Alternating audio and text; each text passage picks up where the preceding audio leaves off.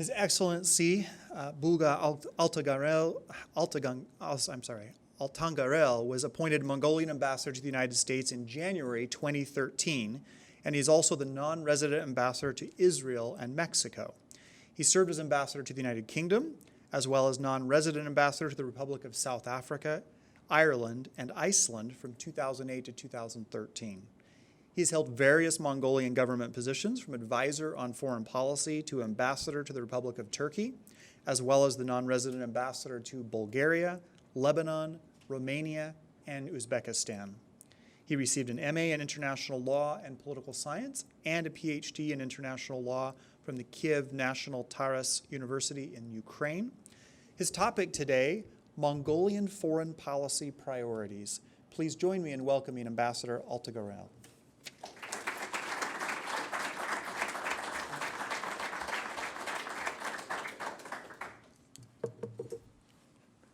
Thank you. Good morning, everybody.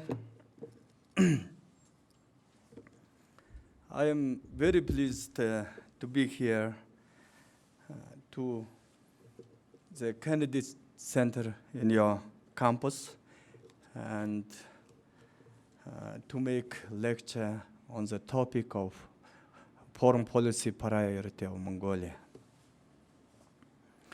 It is a really great honor to be here in your Kennedy Center for International Study.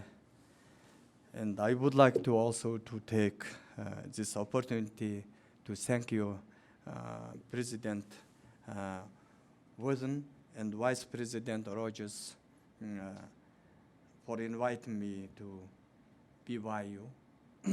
I had very wonderful talks just a few minutes ago with your President and Vice President. Today I will give you brief information on the foreign policy of Mongolia, and allow me begin with a short introduction of my country and history. As you may know, Mongolia is a landlocked country located between China and Russia. Historically, the roots of our state could go back more than 2,220 years to the origins of the Han Empire. Some 850 years ago, Genghis Khan was born and founded the largest land empire in the world history. Genghis Khan was also the author of a written law called the Iktisak, which is translated as the Great Order. Under the Genghis Khan rule, Mongols promoted free trade and conducted an open foreign policy. The empire actively engaged with nations near and far in Asia, Europe, and the Middle East. It was an era when the Mongols strove to establish a new world order. Thus, justice, peace, and cooperation in their relations with other states and peoples. During the collapse of the Qing dynasty in 1911, Mongolia declared independence and had a struggle until 1921 to formally establish de facto independence due to the People's Revolution, which was supported by the Russian Bolsheviks. Mongolia became United Nations member in 1961, which was a remarkable step to reissue its independence. The democratic movements in 1990s led the country to peaceful transition from socialist system to market economy and multi-party system. The new constitution of 1992 established institutions of democratic form of governance. Today, Mongolia is a dynamic economy with GDP growth of 11.4 in last year. The record growth was registered in 2012 when it reached 17.5, making Mongolia fastest developing economy in the world. Mongolia is also a mining country. It possesses over 6,000 deposits and roughly 80 minerals worth an estimated 1.3 trillion US dollars. The mining sector has been a major contributor to the national economy, accounting for more than 20% of GDP, over 60% of industrial value worth, and 90% of our nation's export value. Now I would like to say a few words about the Mongolian foreign policy. Mongolia pursues a multi-pillar open foreign policy. Generally, we could distinguish three main priorities of Mongolian foreign policy, which are first, balanced relation with its immediate neighbors, China and Russia. Second, third neighbor policy. Third, active role on the international arena. Before I explain these three priorities, I would like to mention about the geographical factors. As I earlier said, Mongolia is a landlocked country located between the two great powers, China and Russia.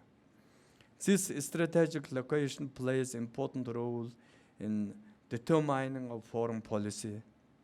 Mongolia is heavily dependent from its neighboring countries in terms of economic factors, such as transportation access, import and export of goods, and etc. On the other hand, geographical factor in closeness to Russia and China creates new opportunities by opening up close access to China and Russia, which is the biggest world's largest markets. Mongolia's foreign policy first priority is maintaining balanced relations with its immediate neighbors, China and Russia. This does not necessarily mean that it will be aligned with any of one of its neighbors or any third power. Rather, Mongolia aims to promote a balanced relationship with both of its neighbors. At the same time, Mongolia's foreign policy objective cautions against becoming overly reliant or dependent on one of country or falling under single state's influence. This caution applies equally to both its political and economic relationships. During the Soviet era, Mongolia's foreign policy was deeply dependent on the ideological influence from the Soviet Union, which led Mongolia to misbalanced relations with its neighbors and resulted their dependence from one country. Since the democratic reforms in 1990s, Mongolia actively followed a policy of maintaining balanced and equal relations with Russia and China. In its first foreign policy concept, it was declared that Mongolia will maintain a strategic partnership with Russian Federation and good neighbor policy with People's Republic of China. However, foreign policy concept revised in 2011 determined that maintaining friendly relations with the Russian Federation and People's Republic of China shall be priority directions of Mongolia's foreign policy activity. It shall not adopt the line of either country, but it shall maintain in principle a balanced relationship with both of them and shall promote all-around neighborly cooperation. In doing so, the traditional relations as well as the specific nature of our economic cooperation with these two countries will be taken into account.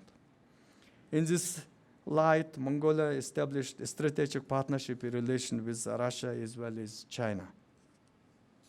Recent back-to-back visits of Chinese and Russian leaders to Mongolia in August and September this year, the trilateral meeting on the sidelines of Shanghai Cooperation Summit in Dushanbe had a great impetus for the further development relations between Mongolia and its neighbors.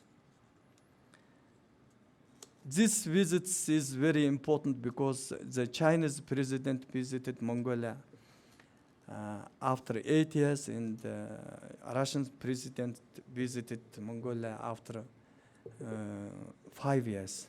And during the 1 month, they have very important meetings. And during this visit, we signed very important documents of the, I think, the very important agreements and treaties of economic importances. So what is the visits help to achieve during the visits? I think the following objectives be reached during the visit. First, to establish trilateral meeting mechanism which allow Mongolia and Russia and China to discuss issues requiring joint participation of all three countries, because we are talking about the very major economic projects. For example, the economic projects like railroad transportation from Asia to Europe, and also construction of gas pipeline through the territory of China, through the territory of Mongolia. So this kind of biggest economic projects is not impossible to discussions in high level. And that's why during the high level meetings, they talked on the, able to talk this kind of very biggest economic projects. Secondly, to receive discounts and favorable conditions on transit transportation by tariff discounts and access to 6 major seaports from China side.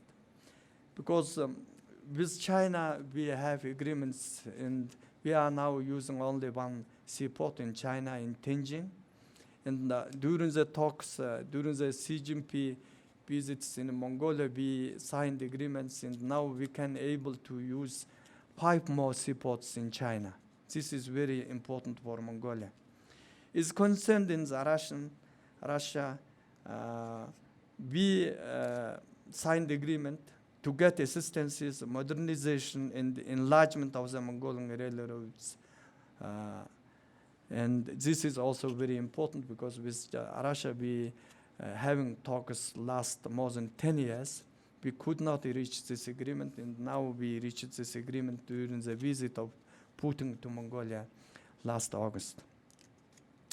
Thirdly, to obtain import tariff reduction and easement of import and customs requirements from the two neighbors. Especially, we have difficult talks with the Russians to get some discounts in Mongolian export goods. But we reached this tariff discount and reduction during the visit of Putin. So this is very important visits in the economic development relations with Russia. We could reach some very important achievements. This is very, very important. So this is the current, situation of Mongolia, Mongolia's policy with two neighbors. Especially this year, this 2 visits of Chinese and the Russians visits, Russian's president, and also the trilateral summit in Dushanbe makes, many things clear, and we received some of the economic useful conditions, favorable conditions from Russia and China. Now I would like to come to third neighbor policy of Mongolia.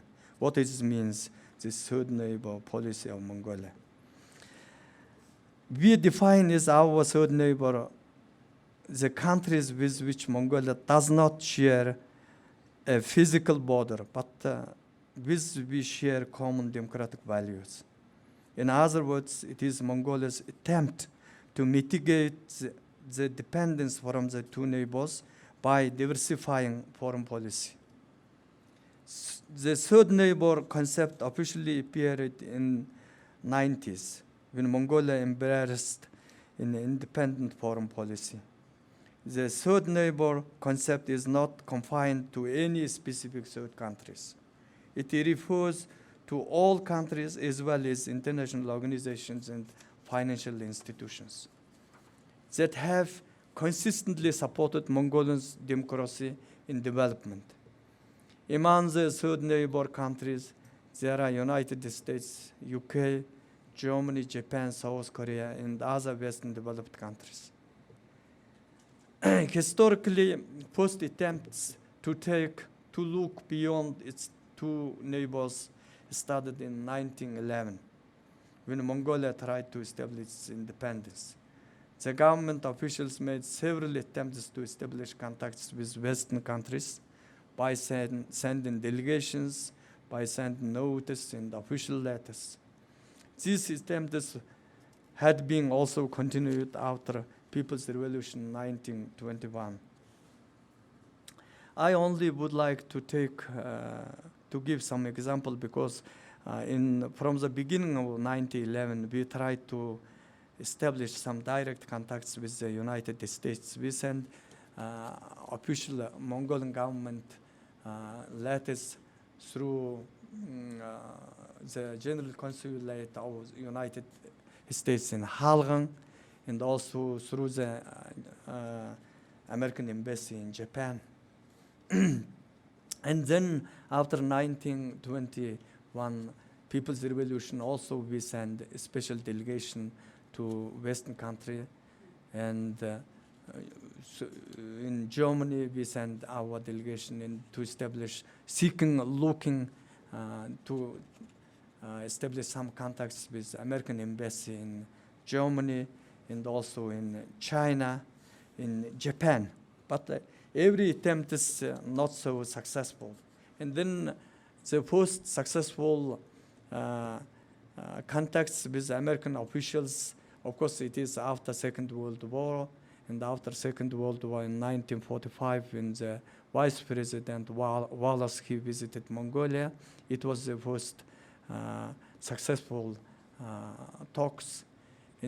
But after this visit, we still could not establish diplomatic relations. This talks continued until 1987, and during this time we have several attempts to establish diplomatic relations, but only in 1987 we could establish diplomatic relations with United States. Gradual development of the third neighbor policy resulted in adding of element of multilateral partnerships. Mongolia's active role in international organizations is explained as a soft power that will broaden and help to the implementation of the foreign policy objectives.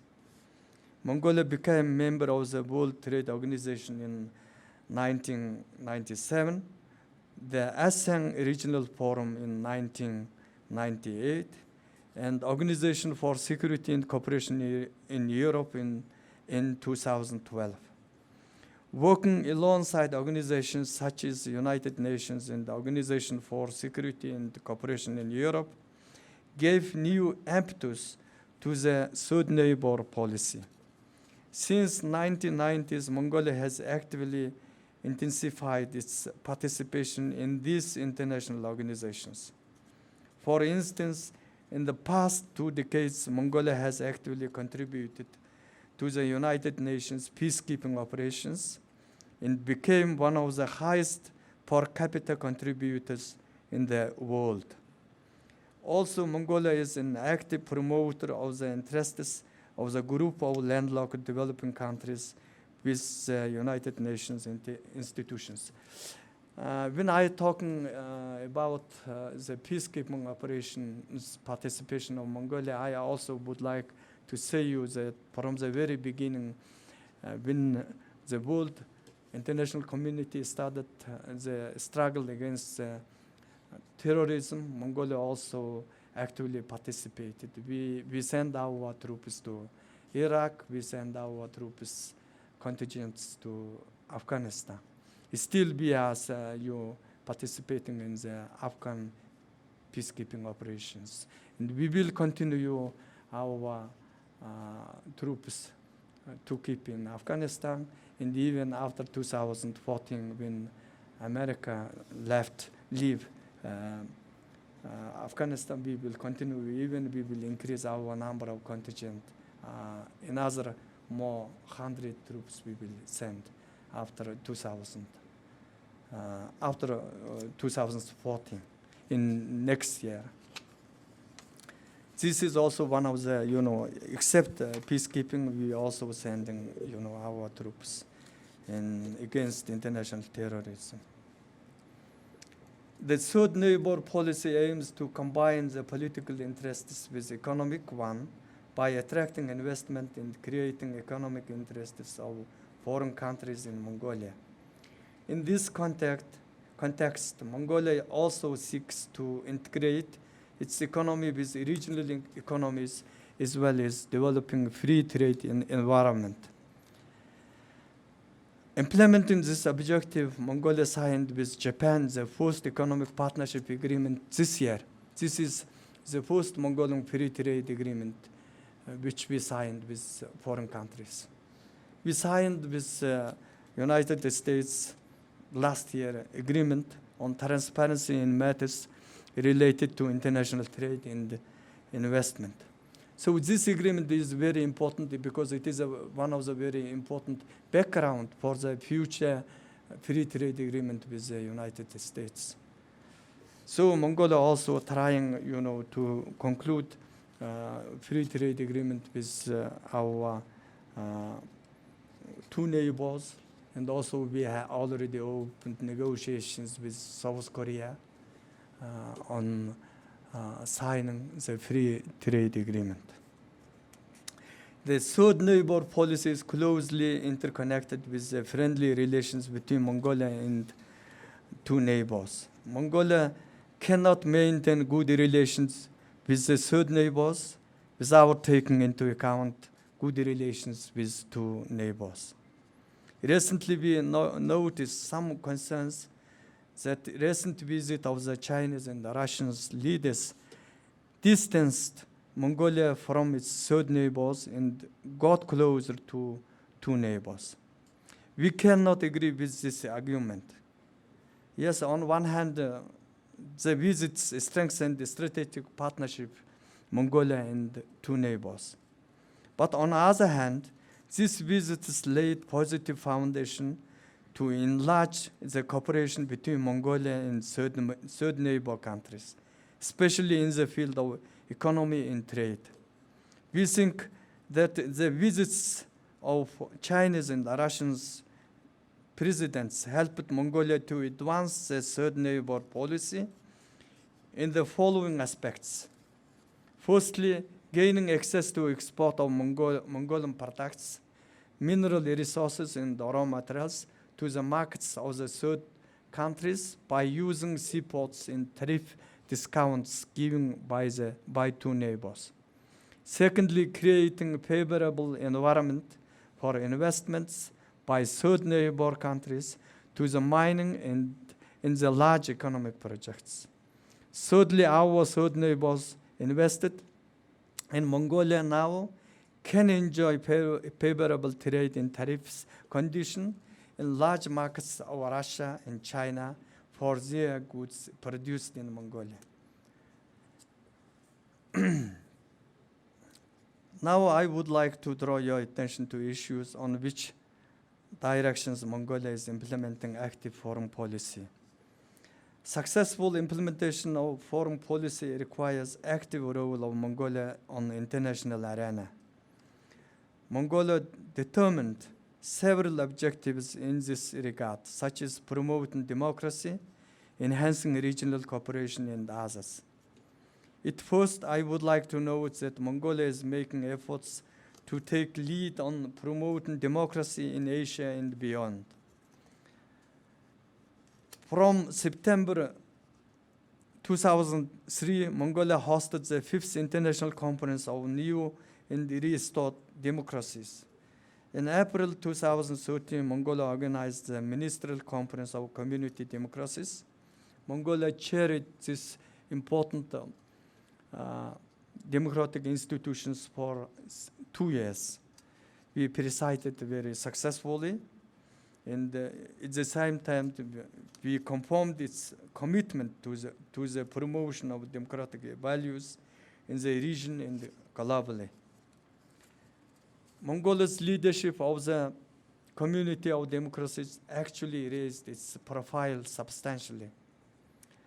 Currently, Mongolia is chairing the Freedom Online Coalition, and we are planning to host its 5th ministerial meeting next May in our capital city. Just this month, in Milan, in Italy, the Asia-Europe Summit took place, and Mongolia, from this summit, decided that Mongolia will host next summit, 2016, in capital city. It was, of course, very big event because we are waiting to host 53 countries, heads of state and government. So it is a very big event. In 1.5 years, we will organize in capital city, Ulaanbaatar. Secondly, Mongolia pursues active engagement in the regional cooperation. In 2013, Mongolia signed partnership and cooperation agreement with European Union. The European Union Mongolia PCE paves the way for deeper political and economic cooperation between Mongolia and the European Union. European Union will support through the PCA strengthening Mongolia's institutions, the rule of law, protection of human rights, and governance. The PCA will also help to increase bilateral trade relations and deepening investment relationship between Mongolia and the European Union. In the general system of preferences to Mongolia will give free access for 7,200 products from Mongolia to the European market. It is very favorable conditions which is providing accordingly to this PCE agreement. On the other hand, Mongolia's foreign policy involves strengthening its position in Asia, especially in Northeast and Central Asia, by expanding its participation in the region's political and economic integration. Since 1990s, Mongolia has joined the ASEAN Regional Forum, ASEAN Europe meeting, and other regional and inter-regional forums. It is currently working to join APEC and use it as a platform to expand and diversify its economic relationship. As you know, the APEC summit will be taking place in next November in Beijing. We had very hard and very intensive talks with ASEAN member countries during the last 1 year in order to be a member of this important economic instrument in Asia-Pacific region. Mongolia also sees itself as politically and economically part of East Asia, particularly Northeast Asia. The latter is a region where the consequences of the Cold War and Cold War thinking persist even today. There is no common regional arrangement or mechanism that can contribute to building competence in resolving contentious issues such as those in the Korean Peninsula and territorial disputes in East China Sea. Mongolia is attempting to becoming an honest facilitator in Northeast Asia due its absence of territorial disputes and good relations with two Koreas. Mongolia can be unbiased and naturally regional mediator. I would like to say I mentioned that Mongolia has a really very good relation with both of Koreas, North and South, and we trying to do and to contribute to settle some of the problems. For example, last year we organized 2 meetings between North Korean representatives and Japan's on return of abducted Japanese. I think the negotiations are very quite successful. We organized this meeting in our capital city. In 2013, Mongolia's President Elbegdarj launched initiative on Ulaanbaatar Dialogue on Northeast Asian security. The Ulaanbaatar Dialogue mechanism aims to enhancing bilateral and multilateral cooperation with the countries of Northeast Asia, and in this way encouraging the pursuit of long-term goals to strengthening regional peace and stability. In other words, it will be an attempt for regional countries to find common ground on the issues on which common understanding might be reached, such as economic cooperation, environmental challenges, non-traditional security threats, and issues of regional stability, including perhaps military transparency. In June 17th, 2014, the Mongolian Ministry of Foreign Affairs organized an international conference entitled Ulaanbaatar Dialogue on Northeast Asia Security. We have received delegations from many countries, including from both of Korea, China, Russia, Japan, United States, New Zealand, Germany, and United Kingdom, and some other countries. The conference was an excellent opportunity to participants to exchange views and express positions on the matters Northeast Asian security. Lastly, Mongolia wants to institutionalize and promote its nuclear weapon-free status. In 1992, Mongolia unilaterally declared itself a nuclear weapon-free zone.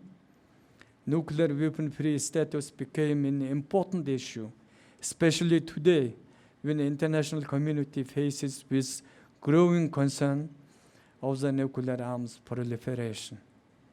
In 2012, the 5 nuclear weapon states, P5, pledged in joint declaration to respect Mongolia's nuclear-free status and not to commit any act of violation.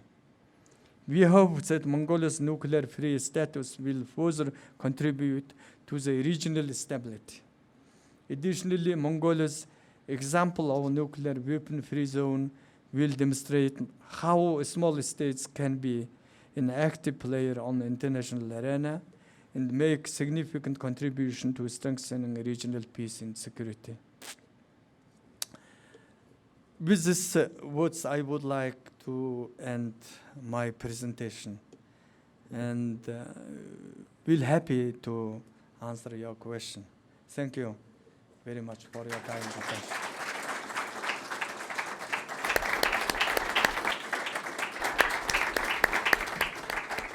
I'd like to thank the ambassador for those comments and explanation of Mongolia's foreign policy priorities, and invite you now to ask your questions. If you'd please form a queue here at the microphone on my left. Tell us your name and what you're studying, and we have just a little over 10 minutes to answer your questions.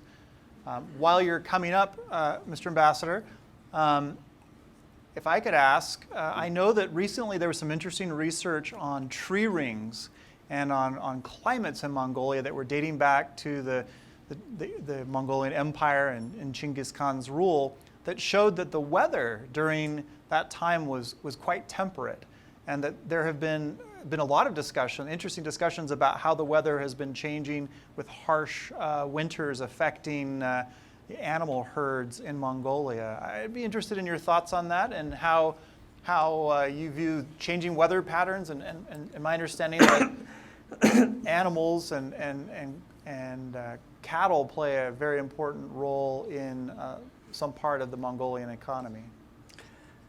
Yes, climate change, it is, we are affected climate change because warming, desertification, and Mongolia is very actively participating in international actions on climate change issues. Our president is making a lot of jobs. He is one of the very active head of states in the world because he is very closely cooperating with the Scandinavian countries and also European Union countries.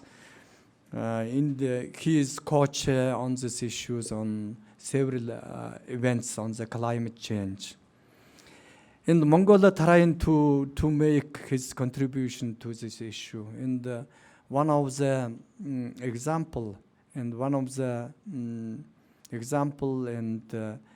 evidence that last June, the Minister of Environment of Mongolia is elected president for the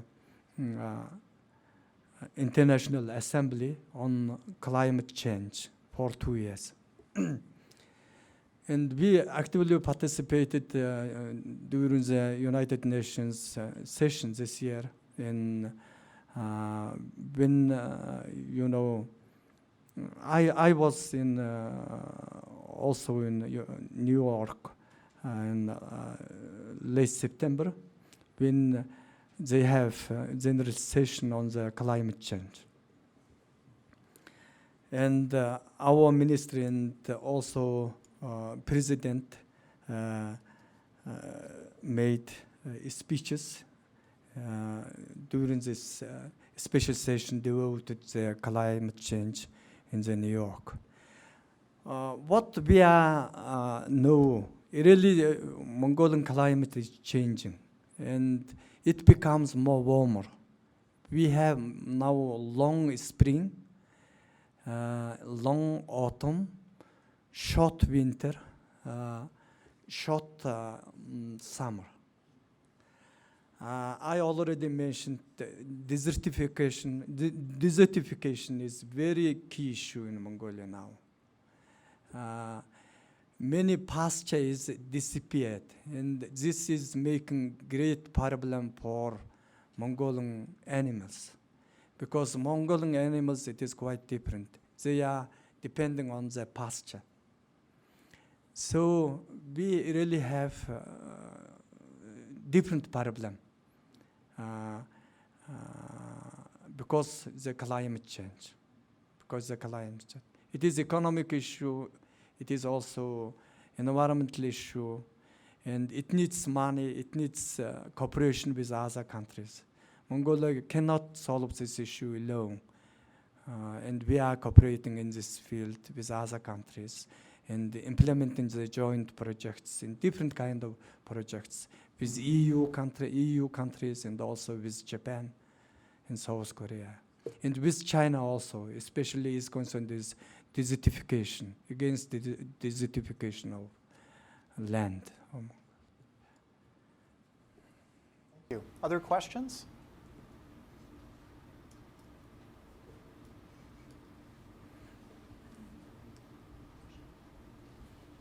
Hi, my name is Elizabeth Sexton. I'm a political science major, and thank you for your time. I'm curious, with the desire of Mongolia to develop investments in the nation, especially regarding mining, what steps has your country taken to address the damage to the environment that might cause to prevent those problems in the future?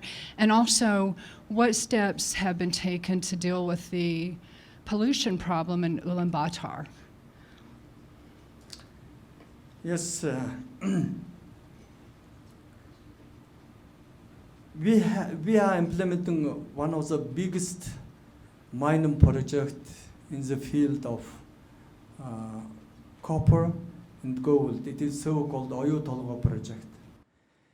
We signed the agreement 4 years ago. The factory started to operate last June.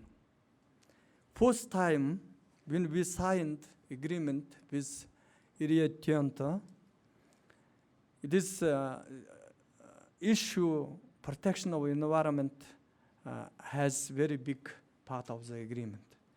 It is a very big part because first time we don't have much experience in this field because the project is a very big project, one of the biggest project in the mining field, and protection, of course, environment very important. So we invited international experts when we drafted the supplementary part of the agreement concerning the protection of environment. We think this environmental protection of environmental part of the agreement quite good, but very important thing we must implement and we must make control. This is main issue, but we will see how we will implement this provisions of this part concerning the protection of environment. We have another big projects in mining field. Again, we are giving great importance environmental issue because we have now at least some experiences how to draft agreement. To draft agreement another thing, but to implement also another issue. It takes more efforts, more attention, more actions. Second issue regarding also, you asked me, sorry? Pollution in Ulaanbaatar. Very big problem because smoke in Ulaanbaatar in winter time is really very difficult. Last more than 15 years, statistically we implemented, I heard, around 300 projects. Most of the projects, it is unsuccessful.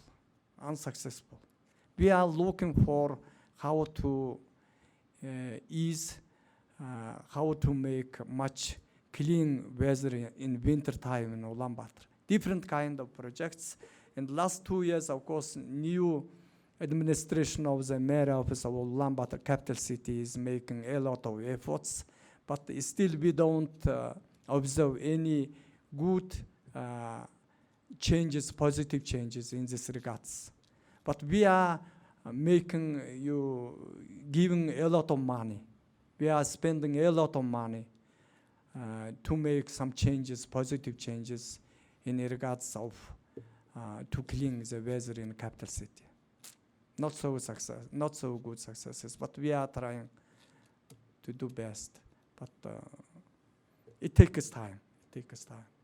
Because more than 50% of the population in capital cities, they are living in the tents, Mongolian traditional, house. So they are using different kind of things to make warm, And first thing it is, to provide houses and different kind of projects. But until now, we don't find the most, best way how to solve this issue. It takes time. But it is always in the center of the attention of every government. Any final questions? If not, one more.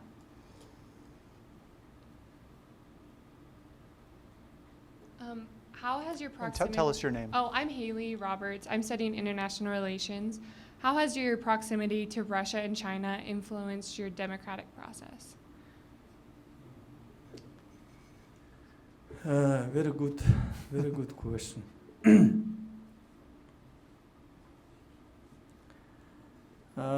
I would like to say democratic reforms and changes started in late 1980s in Eastern European countries. In Mongolia also it started in 1989. Mongolia actually is the first Asian country we started these democratic changes. And in 1990s in Poland, they organized post-democratic elections, but they could change only 40% of the parliament members in the post-democratic elections. In 1990 elections in June in Mongolia, we changed completely the communist regime peacefully. So next year we are going to celebrate 25th anniversary of Mongolian democratic changes, democratic reforms. We consistently changed our society during this more than 24 years. And Mongolia chooses market economy, respect of human rights and democracy. We are now very strong on this way, on this road to democracy, to market economy. Mongolia is now becomes one of the example country of the democracy in the Asia. We have reached these achievements in spite of our geographical location, in spite of that we are living between China and Russia, between these two giants, is a sandwich. We don't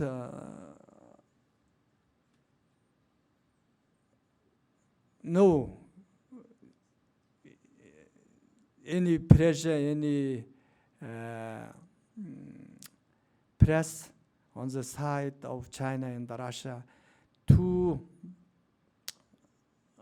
push Mongolia to come back to old time. It is impossible, because Mongolian people of Mongolia, they are determined to develop our country in this road to market economy and democracy. It is no forces. There is no force to come back, old time. And we are very, very determined. And even, a small country, but we showed to the international community that we can do it, do this democracy, and we implement the principles of democracy in the life. And I think, we showed, we don't afraid our big neighbors, Still, what regime in these two neighbors, but we don't afraid. There is no other force to push Mongolia to come back, This is very determined, our decision, and, we will continue strengthening our democratic reforms, and we will implement, our principles to reach, full, strong democratic country in Asia, in this part of Asia. So economically, it is quite possible, this concern, if you asked me, because politically it is impossible. Economically, why? Because Mongolia has very big territory, 1.5 million square kilometers. We have a small population, 3 million, but we are very rich with natural resources. We would like to realize and implement very big projects, not only in mining and also in infrastructure. We need a lot of money, a lot of investment from outside. But of course we are inviting, we would like to attract more money, to attract more investment from the Western developed country, not from China, especially from China, because China has this money. If we will ask China to finance our projects in mining and infrastructure, they are able to finance all these projects. If so, if we will accept this proposal, we will definitely dependent economically, post-economically dependent on China, and then maybe politically dependent. So we are careful to this issue. But is concerned our democracy and our choice of democracy, there is no way back. We are very determined and very strong, determined. Thank you very much. And thanks to the ambassador for his comments, and thanks for your question. Thank you very much. Thank you very much.